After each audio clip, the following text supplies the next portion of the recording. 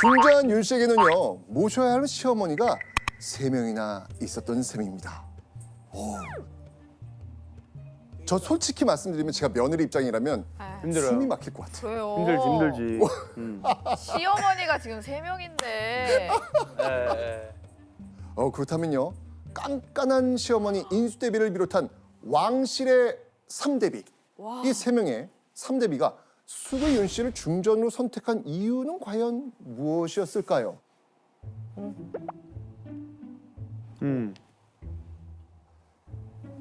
윤 씨가 평소에 허름한 옷을 입고 검소한 것을 숭상하며 일마다 정성과 조심성으로 대하였으니 대사를 위촉할 만하다. 와, 이거는 정숙하고 근면한 데다 몸가짐은 겸손하고 공경하였기 때문에 중전의 자리에 올릴 만하다라고 이야기한 것이죠. 선생님. 네. 그럼 윤 씨가 어른을 좀 잘 공경해가지고 그렇게 왕비가 된 건가요? 그것 말고도 결정적 이유가 있었습니다. 어떤 거지? 어른을 잘 공경하고 잠깐만. 어.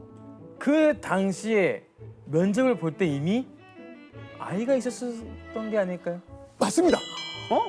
맞습니다. 자, 사실 와. 수구이 윤 씨가 성종의 아이를 임신하고 있었거든요. 아. 자, 분명히 얘기했습니다. 지금 즉위한 후 7년 때 자식 소식이 있다 없다? 없다. 없는데 그 성종의 첫 아이 소식이 아. 수구이 윤 씨의 뱃속에서 나오게 되었던 것이죠. 야, 와. 그렇게 중요하구나. 타이밍이. 그렇죠. 자, 아이를 임신하고 있던 수구이 윤 씨 결국 중전이 되었고요. 그 후 4개월 만인 1476년 11월 7일 아들을 낳습니다. 아. 자, 드디어 생각해 보세요. 본격적인 정치를 시작한 성종? 그런데 그런 시기에 첫 세자의 탄생. 와. 기쁠 수밖에 없잖아요. 그죠? 이때 인수대비의 그 마음은 어땠을까요? 좀 안도했을 것 같아요. 안도 정도겠습니까? 이거는 그렇죠. 이거는 진짜- 이제야 자리 잡았다. 네, 그러니까요. 우리 성종 자리 잡았다. 그 이거. 기쁨이 대단했을 겁니다. 그런데 말입니다. 그로부터 5개월 후 그렇게 예쁜 인수대비의 며느리 중전 윤 씨에게 누군가가 깜짝 놀랄 만한 말을 합니다. 대체 어떤 말이었을까요? 어떤 말을? 예원 씨 한번 읽어주시죠. 내가 당초에 사람을 분명하게 알아보지 못한 것을 부끄럽게 생각한다. 이게 무슨 말일까요? 뭔가 잘못된 판단을 한 거예요. 1477년의 어느 날 비밀 투서 하나가 날아듭니다. 편지의 내용은요, 바로 후궁인 소영정 씨와 수구이 엄 씨가 중전 윤 씨와 갓 태어난 원자를 해치려 한다는 내용이었습니다.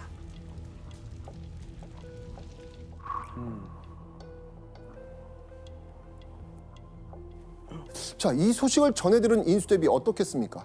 단단 안 지키려고 되죠. 그러죠. 네. 당황하죠. 어떻게 만든 아들이고 그러니까. 가족인데 화들짝 놀랬죠. 자, 그러면서요, 누가 이런 악독한 짓을 저질렀는지 당장 범인을 찾아내라고 지시합니다. 그런데 말입니다. 며칠 후 사건을 조사하던 왕실 어르신들은 범인이 밝혀지자 큰 충격에 빠집니다. 누가 범인이야? 과연 그 범인은 누구였을까요? 투서의 범인은 바로 중전 윤 씨였습니다. 본인이라고요? 네, 왜? 중전 윤 씨가 자신의 중전 자리가 불안한 나머지 자작극을 벌였던 겁니다. 진짜? 사실 이 중전 윤 씨가 이 아이를 출산하는 동안 성종은 다른 후궁들을 많이 아끼는 상태였습니다. 그런데 그 후궁 중 한 명이었던 소용 정 씨가 임신했다는 소식을 듣게 된 거예요. 불안하죠. 예. 밀릴 수도 있겠다. 그러니까. 그러니까요. 급기야 이 중전 윤 씨는요, 성종이 아꼈던 후궁 정 씨와 엄 씨를 몰아내려고 합니다. 그래서 중전 윤 씨가 준비한 계획. 자작극. 아, 후궁을 향한 질투심과 자신의 자리를 뺏길지 모른다는 그 불안감 들 수 있잖아요. 자, 그런데요, 이 중전 윤 씨의 이 충격적 기행은 여기서 끝난 게 아니었습니다. 아, 이 무렵 중전 윤 씨의 방에서 절대 나와서는 안 될 아주 충격적인 물건이 발견됩니다. 대체 무엇이었을지 한번 보시죠.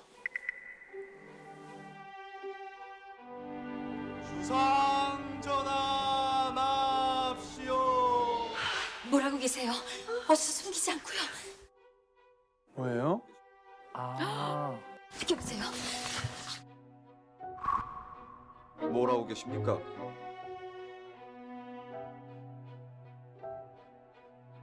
이 물건이 무엇이었을까요? 아까 무슨 뭐 종이 같은 거 꾸겨진 것 같아서 약간 부적? 미신. 미신. 바로 독약의 일종인 비상을 넣은 주머니와 남에게 저주를 행하는 책인 방향서가 발견된 겁니다. 아이고. 와,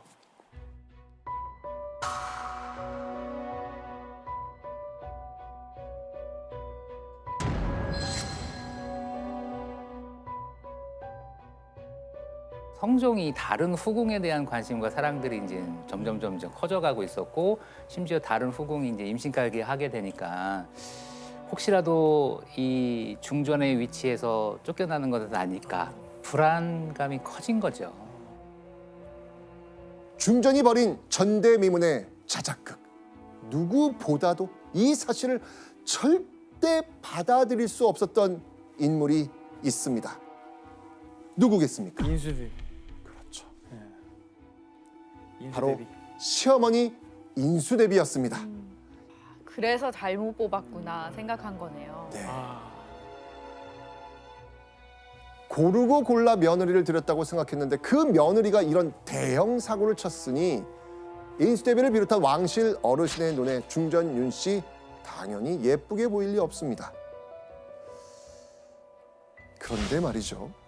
사실 일각에서는요, 이 시어머니 인수대비를 비롯한 왕실의 어르신과 며느리였던 중전 윤 씨의 그 사이가 그 전에 이미 틀어졌다는 이야기도 있습니다. 그 전에 이미. 이미 어떤 이유로? 자, 이게 무슨 말일까요? 사실 중전 윤 씨가 비상과 방향서를 들키기 보름 전에 이미 왕실의 어르신들과 아주 묘한 신경전이 있었기 때문입니다.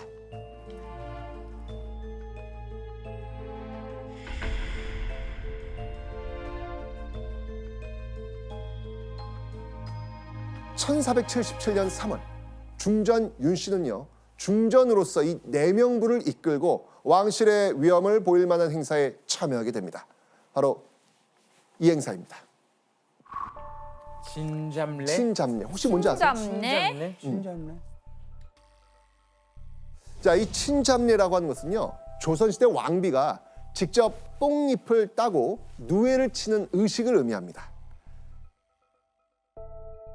자, 이 친잡례는요, 부녀자들이 가정에서 직무를 짜는 일을 권장하는 의미에서 중전이 국모로서 직접 양잠 의례를 거행하는 아주 큰 행사였습니다. 중전이 얼마나 기쁘겠습니까? 내가 직접 정말 조선의 국모로서 이걸 지금 행하고 있잖아요. 그죠? 굉장히 큰 행사입니다. 네. 조선 조정의 대신들 역시 이 중전 윤 씨가 주최한 친잡례가 끝난 후 이를 기념하는 축하 의례를 시행할 것을 왕실의 최고 어르신 정희 왕후에게 요청하게 됩니다. 그런데 이 제안을 정희 왕후가 거절합니다. 왜요? 그죠? 네. 자, 이러자 결국 성종이 직접 나서게 되죠. 중전의 친잡내는 나라의 경사라면서 신하들에게 정의왕후를 설득해달라고 요청합니다. 큰 행사니까. 그럼요. 그러자 거절했던 대비전에서 그제야 연회를 허락합니다.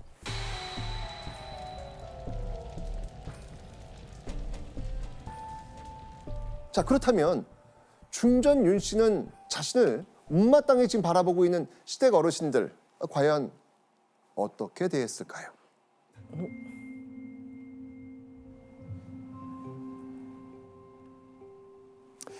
만일 우리들이 바른 말로 책망을 하면 저는 손으로 턱을 고이고 성난 눈으로 노려보니 우리들이 명색은 어버이인데도 이러하였다.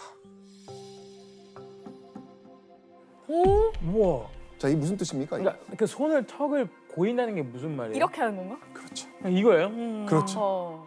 아니 혼낼 때. 네, 지금 그 모습이에요, 지금요. 네. 되게 마지막이 제일 좀 그거네요. 우리들이 그래, 명색은 어른인데. 어버이인데도 이러였다. 그렇죠.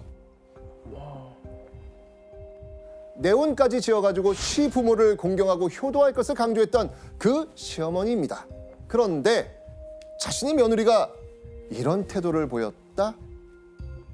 당연히 인수대비 화납니다. 네. 와. 계속되는 시어머니 인수대비와 며느리 중전윤 씨의 이 고부 갈등, 궁궐은 살얼음판을 걷는 듯 긴장 상태입니다. 자, 그런데 이때 갑자기 성종이 이런 명을 내립니다. 바로 중전윤 씨를 중전의 자리에서 쫓아내겠다는 겁니다. 와. 자, 그렇다면 자, 대체 중전윤 씨의 패배에 이 결정적이었던 사건은 무엇이었을까요?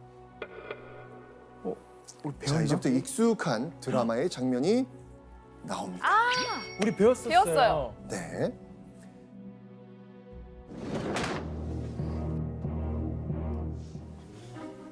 정말 실성을 한 겁니까? 일어나세요! 내 몸에 손대지 마시라니까요. 네가 놓으시라니까요.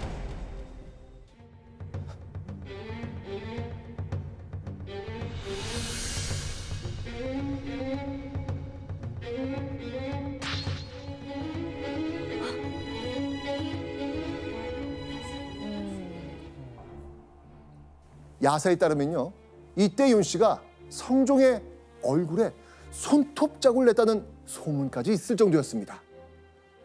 성종의 얼굴에 이 손톱 자국이 났다는 바로 그날이 된 것이죠. 아. 그리고 그 다음 날인 6월 2일 성종은 신하들에게 이렇게 말합니다. 윤 씨를 서인하겠다. 한마디로 윤 씨를 중전에서 쫓아내겠다는 겁니다. 그리고 이런 성종의 결정을 들은 인수대비와 왕실의 어르신들, 이런 말을 남겼다고 합니다. 보시죠. 내가 일찍이 화가 주상의 몸에 미칠까 두려워했는데 이제 내 마음이 편안하다. 무슨 뜻입니까? 그러니까 이게 다행이다. 잘 됐다. 잘 됐다. 네, 인수대비가 성종이 중전을 내쫓는 걸 찬성한 겁니다. 자, 그렇다면 이게 끝이었을까요? 응? 내보냈는데? 그 다음 드라마 장면들 기억해 보셔야죠. 아, 사야. 그렇죠. 아. 맞습니다. 진짜? 그로부터 3년 후 성종의 또 다른 명령이 떨어집니다. 쫓겨난 패비 윤 씨를 사사하라. 아이고야. 한마디로 패비 윤 씨를 죽이라는 겁니다. 교수님, 성종은 왜 3년이나 지나서 패비윤 씨를 죽이라고 명령을 내린 걸까요? 신하들 사이에서 계속해서 패서인 되었지만 이 패비에 대한 처우가 너무 열악하니까 좀 보충을 해주라라고 하는 건의들이 이제 계속해서 이제 들어오는 것이죠. 성종 입장에서 생각했을 때 왕세자가 잘하고 이 왕세자가 자라는 사이에서 신하들은 이 일을 그치지 않을 것이고 그럼 언젠가 패비가 세자가 왕이 된 다음에 복권도 될 수 있지 않을까라고 하는 생각을 했던 것이고 결국 그런 고민 끝에 성종은 내 대에 이것을 끝내야 되지 않을까라고 하면서 패비의 사사를 결정한 것 같습니다. 결국 성종이 결단을 내린 겁니다. 그리고 1482년 8월 16일 패비윤 씨는 결국 죽음을 맞이하게 됩니다.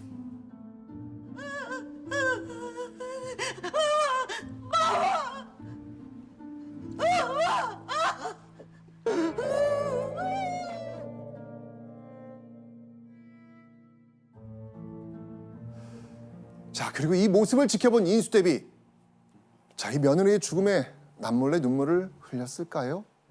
아니면 왕실의 안정을 위해 어쩔 수 없었다고 생각했을까요? 자, 어쨌건 그동안 인수대비를 골치 아프게 만들었던 며느리 윤 씨의 문제는 이렇게 일단락됐습니다. 이때가 인수대비의 나이 46살 때의 일입니다. 자, 그럼 이제 인수대비를 괴롭히던 문제는 사라진 것일까요? 아닙니다. 1494년 성종이 38살의 나이로 죽음을 맞이한 겁니다. 이렇게 되니까 성종의 아들이자 인수대비의 손자가 왕위에 오르게 되겠죠? 네. 이 아이고. 사람이 누굽니까? 그래서 그 패비윤 씨 유명한 아들. 연산군. 맞아요. 이제 우리가 예. 이야기했던 퍼즐이 지금 맞춰지는 순간입니다. 우리 네. 연산군 맞아요. 이야기를 이미 했잖아요. 네. 그 다음 것까지 맞춰졌어요. 그죠? 네. 네. 와.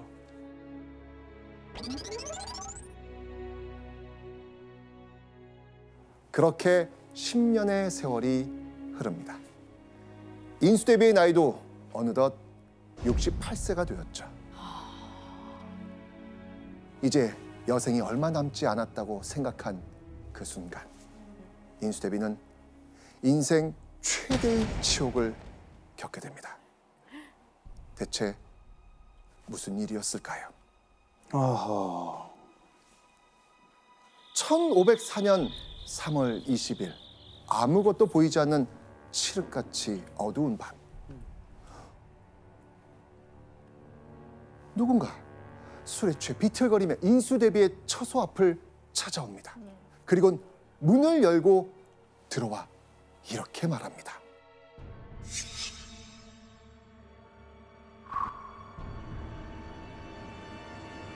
한 가지만 묻겠습니다. 대비는 어찌하여 우리 어머니를 죽였습니까?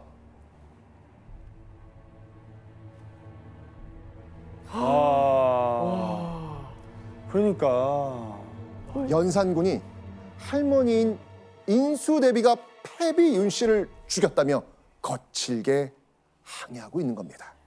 성종의 후궁들이 패비를 중상모략했고 그 중상모략에 할머니 인수대비가 동조해 억울하게 죽었다는 내용이었습니다. 끝난 줄 알았던 인수대비와 패비윤 씨의 악연이 윤 씨의 아들 연산군에 의해 다시 시작된 겁니다. 맞아요. 자, 심지어 야사에서는 이날요 연산군이 머리로 할머니 인수대비를 들이받았다, 와. 이런 이야기도 있어요. 이 사실에 충격받은 인수대비가 흉악하구나 하면서 충격을 받아 자리에 누웠다는 그런 야사의 기록이 있을 정도입니다. 자, 이후 인수대비 과연 어떻게 됐을까요? 이 일이 있은 지 얼마 되지 않아 인수대비는 병상에서 일어나지 못한 채 세상을 떠납니다.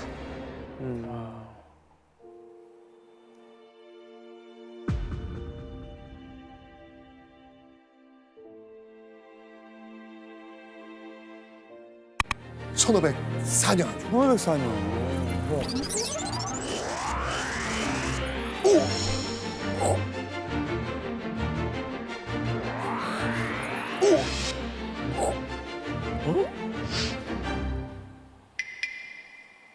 자, 지금 여러분이 보고 있는 이것이 오늘 우리가 여행할 아이템이 되겠습니다. 아이템이요? 이게 뭐냐면 젓갈입니다. 혹시 젓갈하면 뭐가 떠오르시나요? 어유 뭐 밥도둑이죠. 혹시 조나단 씨도 젓갈 아, 즐겨 저희 드시나요? 쪽에는 이제 전라도 음식에는 젓갈이 안 들어가는 음식이 없다고 이제 얘기하잖아요. 예, 그만큼 이제 젓갈을 많이 좀 접했죠. 아니 전라도 쪽에서 예, 사셨어요? 광주광역시 예, 살. 저희 전라도 쪽에서는. 예, 예, 맞아요, 맞아요. 그래서 항상 기본 김치에도 그렇고 네. 많이 알고 있습니다. 자, 이 뭐 대한민국에서 젓갈을 모르시는 분은 없으실 겁니다. 그런데 만약에 이 젓갈을 사람의 살로 만들었다면 어떨까요? 아유, 그것도 아들이 어머니를 죽이고 그 살로 젓갈을 만들었다면 사람으로 젓갈을 담은 이 충격적인 일은 우리가 도착한 1504년에 실제로 한양에서 일어났던 사건입니다. 실제요? 실제 사건이요? 실제 사건입니다. 실제? 믿을 수 없는 건요. 이런 말도 안 되는 극악무도한 짓을 저지른 사람이 조선의 왕이라는 사실입니다. 자, 이런 짓을 저지를 만한 조선의 왕 누가 있을까요? 조선에 왜 폭군 하면 딱 떠오르는 사람들 있지 않아요? 아, 그거 폭군에 누가 떠오르세요? 연산군. 오! 연산, 네. 네, 조단 씨 네. 잘하셨습니다. 연산군. 네, 맞습니다. 연산군이죠.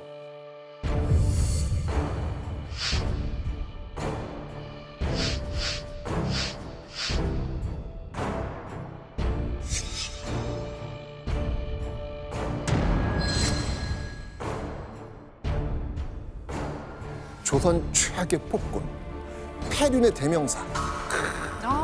뭐 맞아요. 심하다. 예, 뭐 안 좋은 부정적인 이미지는 다 이 연산군한테 붙을 수가 있는데 궁금한 게 하나 있습니다. 그러면 연산군은 과연 태어나면서부터 그런 폭군의 기질을 가지고 있었던 걸까? 그러니까 연산군이 폭군이라는 건 아는데 이 사람이 그럼 처음에 태어났을 때부터 이랬던 걸까? 자, 연산군에게 대체 어떤 일이 있었길래 끔찍한 사륙의 행보를 그는 걷게 된 것일까요? 자, 오늘은요, 연산군은 왜 미치광이가 되었나? 이걸 주제로 폭군으로만 기억하는 연산군의 비밀스러운 속내를 벗겨보겠습니다. 비밀스러운데? 자, 이 연산군은 왜 미치광이가 되었을까? 그 시작을 알려면요, 먼저 아셔야 되는 인물이 있습니다. 누구일 것 같아요? 뭔가 힌트 드릴게요. 네네. 연산군의 아버지입니다. 연산군의 아버지. 연산군의 아버지. 이거 하면 고대왕이 그거 해야죠. 태정태세 태정, 문단세. 태세, 문단세, 예성연종. 예성연중, 연 지났어. 예성연, 성종 아닌가요? 성종. 믿겨지십니까? 야, 조나단. 박수 한번 주세요. 와.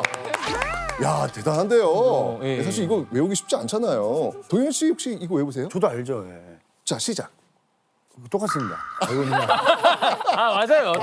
똑같아요. 똑같아요. 예. 알죠. 다. 자, 우선 역대 계보를 한번 좀 살펴보도록 하죠. 자, 지금 아까 이렇게 외우셨죠? 태정, 태세, 문단세, 예성연. 네, 그러니까 연산군의 아버지 조선 9대 왕은 성종이었습니다. 여러분 이제 이걸 얘기하기 전에는 그 아버지 성종을 좀 먼저 아셔야 될 것 같아요. 그래야 이제 이 퍼즐이 풀리게 됩니다. 아 네. 금별쌤의 별점 체크 포인트. 성종하면 시험에 꼭 나오는 게 있습니다. 바로 이겁니다. 아 그렇죠. 뭔가요? 경국 대전. 맞습니다. 경국대전.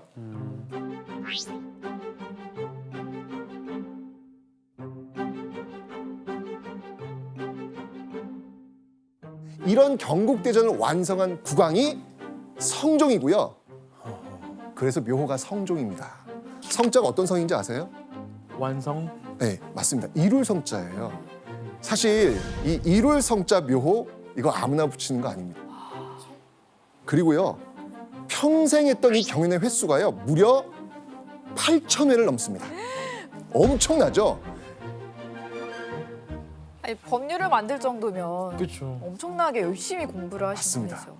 자, 이렇게 연산군은요 조선의 9대왕 성종과 중전 윤씨 사이에서 세자, 그것도요 적장자로 태어났습니다.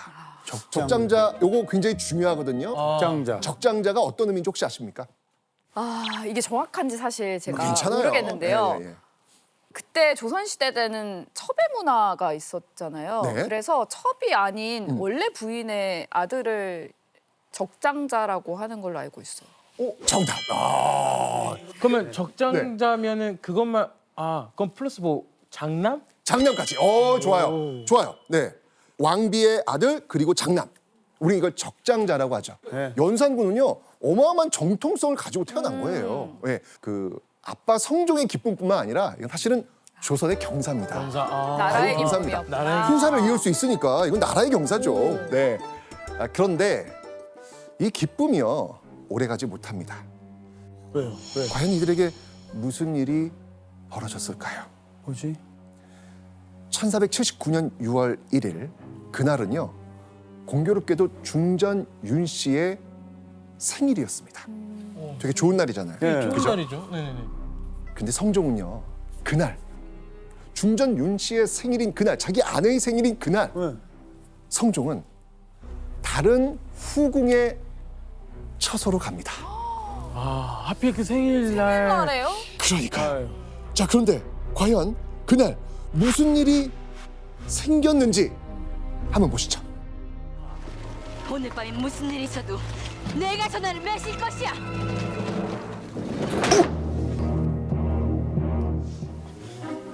정말 실성을 한 겁니까? 일어나세요! 내 몸에 손대지 마시라니까요. 부부싸움. 임금의 얼굴 용안에 상처 났어? 와우!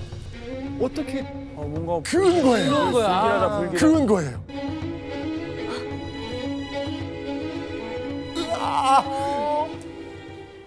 아유.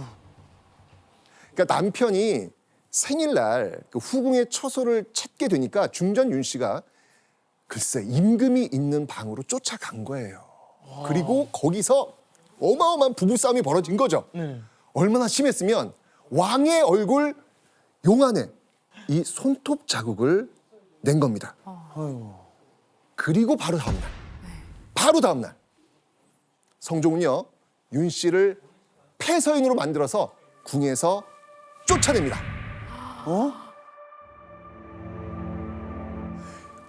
와, 이거 어마어마한 일이잖아요. 그죠? 네. 근데 사실 성종 10년 폐비를 시키기 전에 성종 8년에도 이미 폐비 논의가 한 번 이루어집니다. 그때 폐비의 방에서 비상과 방향서, 그러니까 사람들을 뭐 이렇게 저주하는 그런 주술서와 같은 이런 방향서가 발견이 돼서 그런 게 중전으로서의 품위를 잃었다라고 하는 이유로 이미 한 차례 폐비 논의가 이루어지는데 중단됐습니다. 자, 이 연산군의 생모 폐비 윤 씨는요 성종과 불화가 있던 생일 다음 날에 쫓겨났습니다. 그런데요 성종은 그것도 모자라가지고 3년 후에 결국은 폐비 윤 씨에게 사약을 내려 죽입니다.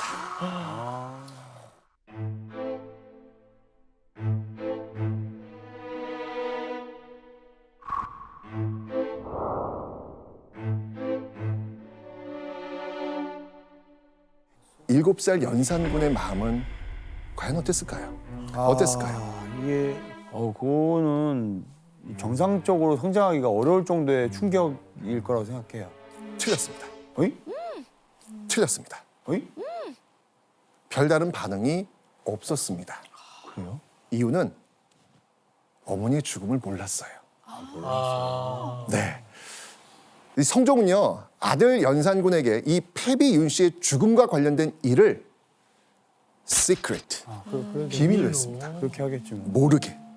자, 그래서 이 친어머니의 죽음 이후 패비 윤 씨에 이어 새 중전이 된 세 번째 왕비 정현왕후가 자신의 친엄마인 줄 알고 자라게 된 거예요. 아 그래요? 네.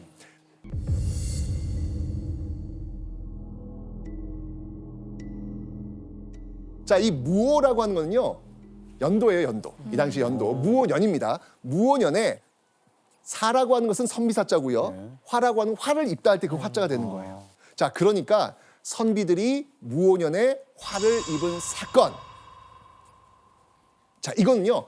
바로 조선 최초의 사화인데 이게 바로 연산군 때 일어나게 됩니다. 자, 그런데 이 무오사화의 그 발단이 뭐였느냐, 원인이 뭐였느냐, 그 발단의 시초는요, 바로 사초에서 시작됩니다. 사초? 네. 처음 들어보시죠? 예. 자, 일단 기본적으로 왕이 죽게 되면 그 왕 시절에 있었던 내용들을 다 정리를 합니다. 이걸 뭐라고 하냐면 조선의 또 이 보물이죠. 바로 실록이라고 합니다.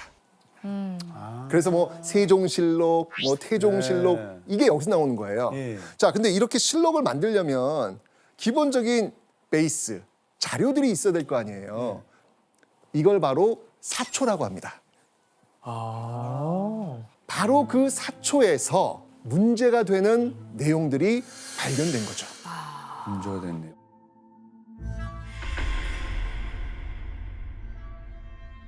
어떤 내용이길래 연산군은 뚜껑이 열렸을까요? 네. 자, 그 내용을 한번 보도록 하겠습니다. 세조가 자신의 아들이자 성종의 아버지였던 의경세자의 후궁 권씨를 불러들였지만 분부를 따르지 않았다.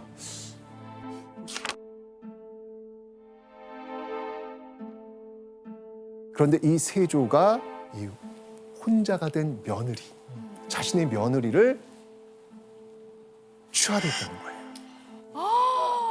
너 이쁘다. 가족을 응, 너 이쁘다. 일로 올래?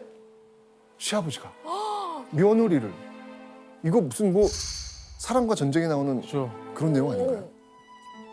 자, 두 번째 내용도 한번 보시죠. 네. 세조가 조카였던 단종의 어머니이자 자신의 형 문종의 아내였던 현덕왕후의 관을 무덤에서 파내 바다에 버렸다. 자기 형의 아내를 와.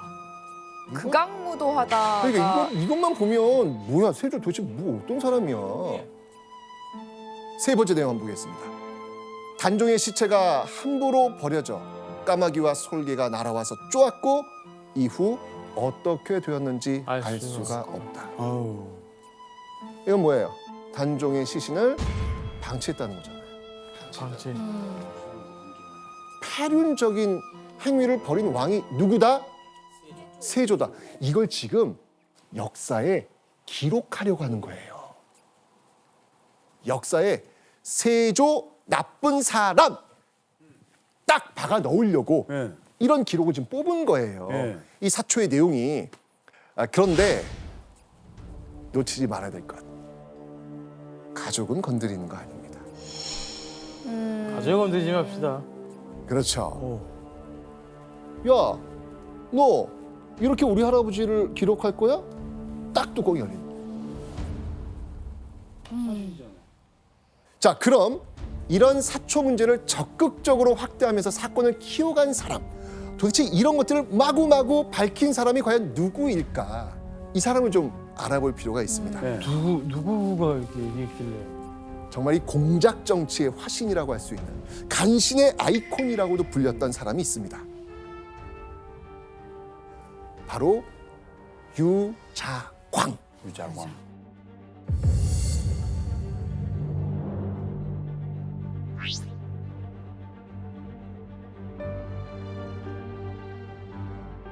유자광은 말씀하셨던 것처럼 일종의 공작 정치의 달인이죠. 네, 모함을 하는 걸로 이제 출세를 한 사람이고요. 기본적으로 유자광은 당시 조정 신료들이 엄청 싫어했던 사람이에요. 유자광의 입장에서 봤을 때 저런 사초 문제는 자기가 나서서 이거를 잘 키우면 연산군에게 어필하기도 하고 또 한편으로 보면 그런 것을 인해서 자기가 이제 출세할 수 있는 또 다른 명망을 얻을 수 있는 기회로 이제 삼았던 것이죠. 자, 이렇게 지금 자신의 그 할아버지 세조를 비방하는 이 사초를 읽었던 연산군. 부르르 떱니다.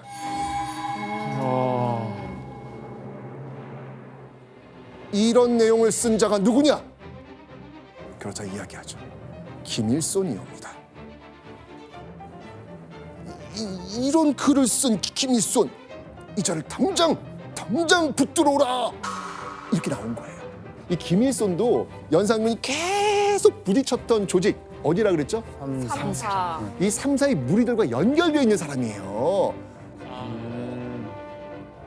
자, 이렇다면 이것을 계기로 해서 삼사를 때려잡을 수 있는, 완벽하게 주도권을 잡을 수 있는 기회가 왔다라고 연산군은 판단했던 거예요. 그런데 이 연산군의 뚜껑을 다시 한번 또 열었던 사건이 벌어집니다.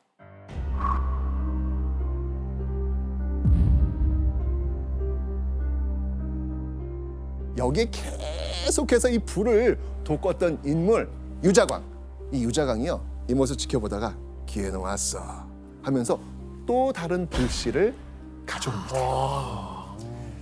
자, 바로요, 이 김일손의 스승 김종직이라는 사람이 있습니다.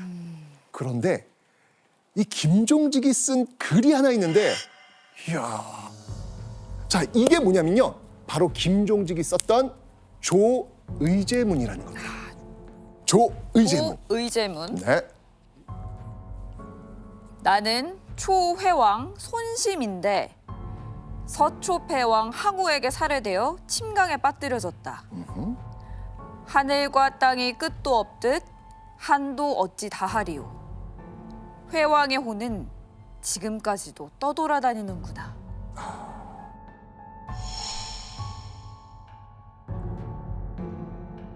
자, 그렇다면 이 회왕을 단종으로 바꾸고 이 항우를 세조로 바꿔보세요. 그러면 어떻게 해석될까요? 단종이 세조한테 죽임을 당해서 버려졌는데 그 단종이 너무 불쌍하다, 이런 내용으로 읽히잖아요. 오. 이건 곧 뭐예요? 다시 한번 연산군의 할아버지 세조를 욕하는 겁니다. 자, 이 유자광은요, 이 조의제문, 이 기록을 하나하나 해석까지 해가지고 연산군한테 이걸 바치면서 유자광이 김종직의 조의제문을 구절마다 풀이해서 아뢰기를, 이 사람이 감히 이러한 부도한 말을 했다니 청컨대 법에 의하여 죄를 다스리옵소서. 야, 이걸 또 김일손이랑 찾아냈어. 같은 거네요. 이걸 또 찾아낸 거예요. 찾아갖고 그런 식으로 해석을 또 한 겁니다. 자, 결국 삼사가 마음에 들지 않았던 연산군은요, 이들 전체를 붕당조성죄, 이걸로 엮어가지고 치기로 마음을 먹습니다. 자, 이 김일손, 자, 이 사람은 과연 어떻게 처형당했을까요?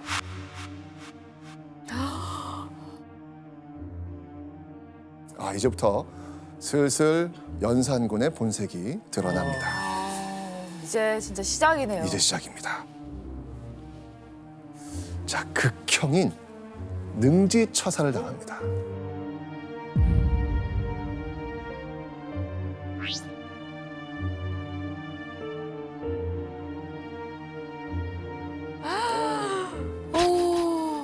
너무 끔찍하죠. 그죠? 자, 그렇다면 다음 조의제문을 작성한 김일손의 스승 김종직.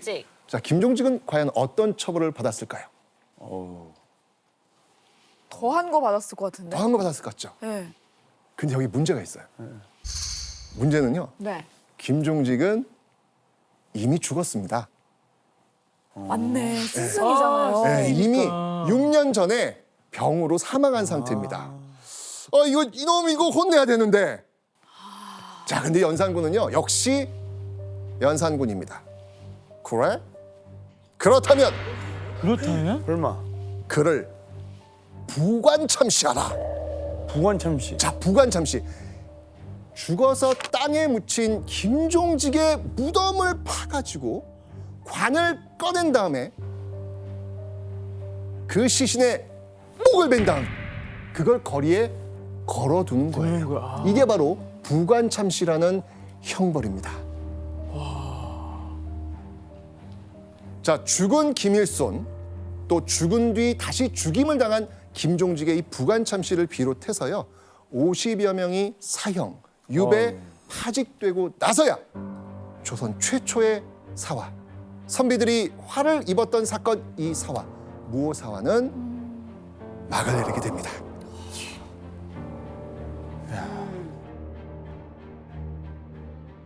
그런데요, 이번에는요, 삼사고 대신이고 할 것 없이 자신의 심기를 거느리는 사람들을 무자비하게 처벌합니다. 다시 한번 조정에 피바람이 불게 되는데요. 그게 바로 갑자사화.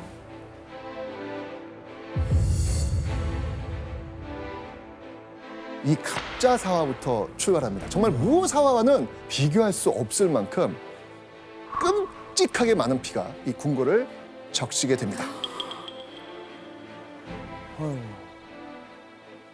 갑자사화의 시작에는요, 한 부자, 즉 아버지와 아들이 있었습니다. 그 부자가 누구냐면 임사홍, 임승재 부자입니다. 기억해 두세요. 임사홍, 임승재.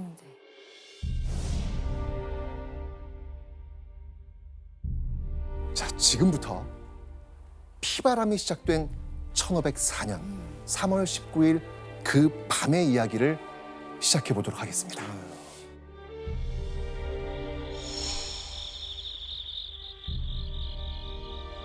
연산군은요, 평소와 같이 임승재의 집에서 술을 마시고 있었습니다. 그런데 이 임사홍의 얼굴이 계속 어두워집니다. 그러니까 연산군이 "그 왜 그러시오?" 라고 물어본 거죠.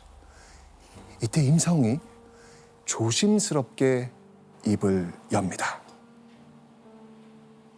"전하, 패비한 일이 원통하옵니다." 이렇게 얘기한 거예요. 이게 뭘까? 바로 연산군 어머니 패비윤 씨의 죽음의 전모를 밝히기 시작한 겁니다. 이 판도라의 뚜껑이 열린 거예요. 몰랐잖아. 그러니까요. 그때까지 몰랐었어. 모르는 거죠. 이걸 연 거예요. 이야. 임사홍이 이렇게 말합니다. 성종의 후궁 엄씨와 정씨가 연산군 어머니를 중상모략했고, 그 중상모략에 바로 연산군의 어머니 윤 씨가 죽임을 당했다라는 내용을 그 술자리에서 연산군한테 다 퍼부은 거예요. 와. 이 이야기를 듣자마자 자리를 빡 차고 나가서 궁궐로 바로 들어갑니다. 바로?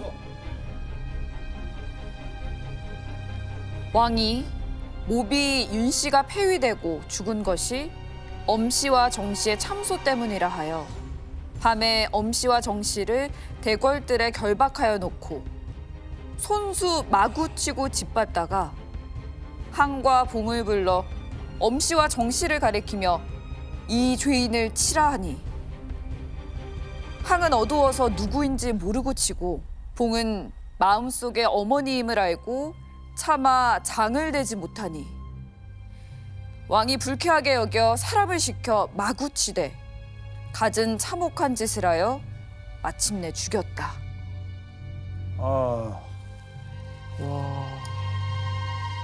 여기서 끝난 게 아니에요. 연산군의 복수는요. 자, 그 데려왔던 그 아들들 향과 봉 있잖아요. 그 향과 봉을 또 질질 끌고 갑니다. 머리채를 잡고 질질 끌고 어디로 갔냐면 바로 자신의 할머니 인수대비의 처소에 그들을 끌고 갑니다. 그리고는요, 할머니는 어찌하여 우리 어머니를 죽이셨습니까? 그 앞에서 말이죠. 자, 이 인수대비는요, 뭐 실록의 기록은 없지만 야사에는 이 이후에 이걸로 인해서 죽었다라고 하는 이야기가 전해지고 있을 정도였죠. 그런데 연산군의 관계는 여기서 끝나지 않습니다. 와. 패비 윤 씨를 모함했다는 혐의로 이 연산군에게 죽은 엄 씨와 정 씨의 시신을 지금의 젓갈 형태와는 다르지만 이 소금에 절여 젖을 담그고 그것도 모자라 산과 들에 뿌려버립니다. 아까 보셨던 처음에 그 젓갈. 네. 아, 이게 진짜 이게 사람이 이런 일을 할 수 있다는 게 이건 상상 이상이에요. 들으면서도 이게 사실인가 싶어요. 그렇죠. 자, 그런데 잘 보세요. 이 연산군이 이렇게 정말 미치광이의 모습을 보이게 된 그 계기가 임사홍의 집에서 임승지와 술을 마시는 과정 속에서 나온 거잖아요. 네. 그때 안 거잖아요. 자신의 어머니가 죽었다는 사실을. 그런데 이때가 아니라 이미 그 이전부터 알고 있었다라는 주장이 있습니다. 그 전부터? 네, 그 전부터. 우리가 흔히 아는 패비 윤 씨의 죽음. 그 뭘까요?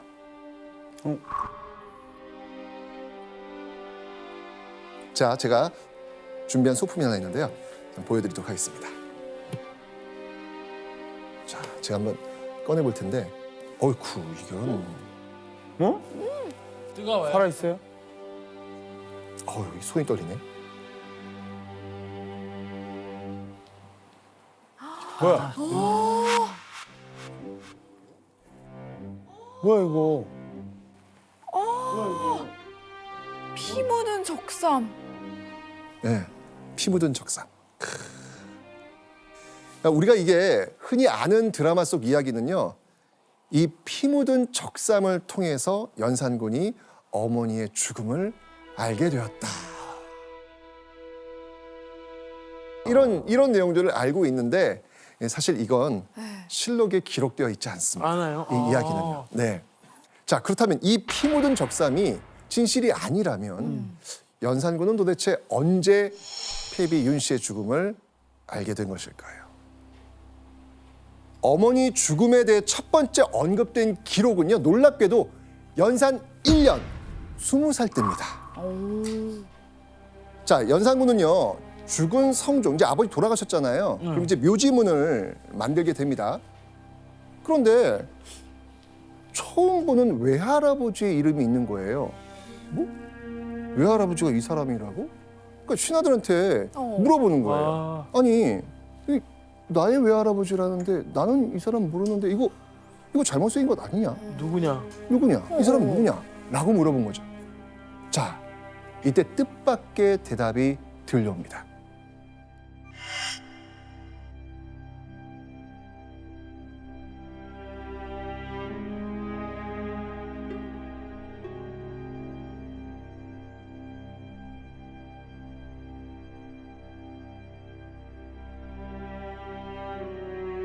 그제야 생모 윤 씨가 죄를 받아 죽게 되었다는 사실을 연산군은 알게 됩니다.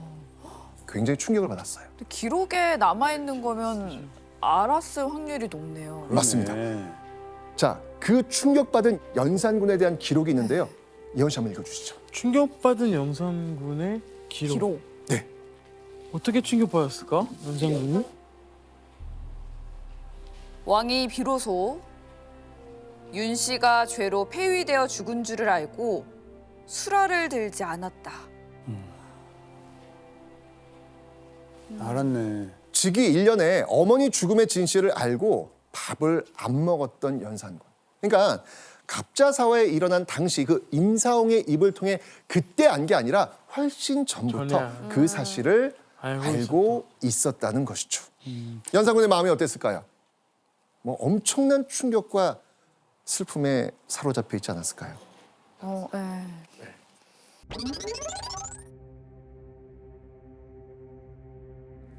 약 7개월에 걸쳐서요. 패비 윤 씨의 죽음에 찬성했거나 동조했거나 묵인한 자들 모두 끌려 나와가지고 그 죄값을 치르게 됩니다. 수많은 사람들이 재산을 빼앗기고 유배를 갔고요. 사형을 당합니다. 그 피해자만 무려 200여 명. 그러니까 궁궐에 있던 수많은 신하가 하루아침에 사라져버리는 거예요. 자, 그러면서 이 연산군은요, 점점 제어할 수 없는 그런 미치광이가 되어 갔는데요. 이 과정에서 연산군은요, 신하들에게 무시무시한 선전포고를 합니다.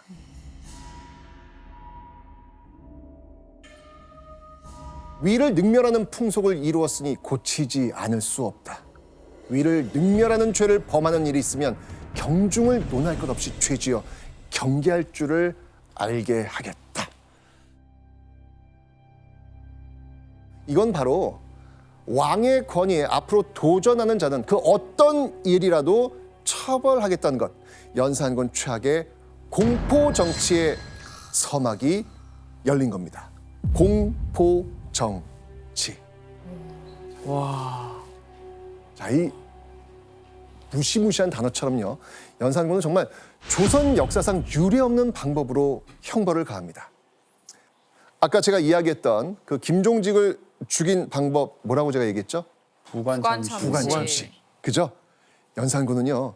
여기서 그치지 않고 죽은 사람을 또 한 번 죽이는 끔찍한 형벌을 만듭니다. 죽었던 사람을 다시 또 한 죽이는. 번 또 죽인다고? 어떻게 죽여? 이 형벌을 뭐라고 하냐면 쇄골표풍이라고 합니다. 자, 이 쇄골표풍은 무슨 말이냐면 뼈 골자, 바람 풍자. 말 그대로 무덤을 파내가지고 이 시신을 관에서 꺼내서 해골을 부수고 가루로 만든 다음 바람에 날려보낸다는 뜻입니다. 와, 왜 저러냐? 이미 죽은 사람을 그러니까요. 근데 이 조선이라는 나라가 어떤 나라냐면 정말 이 조상을 섬기는 맞아요. 이게 이 도덕과 일륜이라고 생각했던 그런 나라거든요. 근데 이 형벌은 정말 그런 사회에서는 상상도 할 수 없는 정말 잔인한 그런 형벌이 되는 거예요. 그렇죠. 제가 생각하기에는 일종의 폭력의 맛을 본 게 아닌가. 폭력의 맛. 군주로서의 권위를 드러내는 가장 효율적인 방식은 이런 엄격하고 무서운 형벌을 내리는 거다. 공포 정치의 효율성 이런 것들을 이제 맛보게 된 것이 아니겠는가. 야, 진짜. 자, 이 갑자사화 이후 연산군은요. 브레이크가 없는 기관차처럼 폭주를 거듭합니다. 주변 신하들의 입을 틀어 막고요. 국정은 내팽겨쳐 두고요. 술과 여자에 빠지게 됩니다.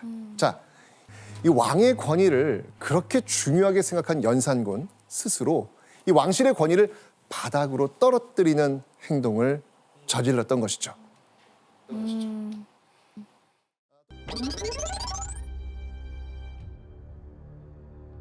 자, 주색에 빠져서 정말 무자비하게 권력을 휘두르고 조선의 성리학 이념까지 뒤엎은 연산군.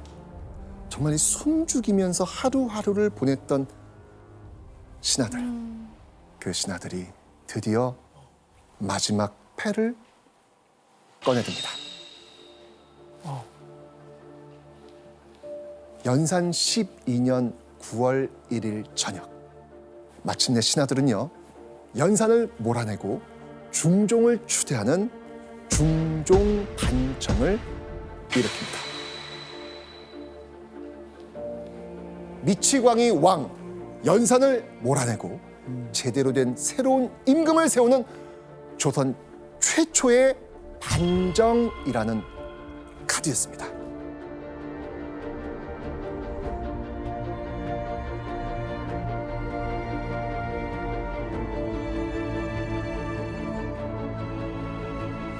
자, 이 반정을 주도한 신하들은요, 군사를 끌고 궁궐로 달려갑니다. 그런데요, 이 군대를 끌고 가는데 그 반정을 일으키는 그 신하들과 군대를 도와준 조력자가 그 옆에 있었습니다. 그 조력자가 누군지 아십니까? 바로 무오사와의 장본인 누구?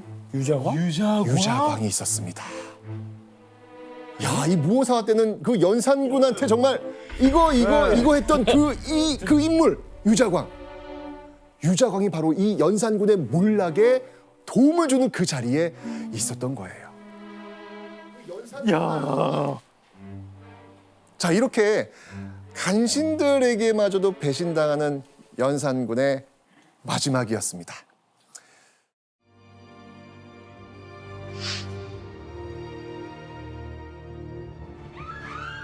전하, 옥새를 내놓고 동궁으로 옮기시죠.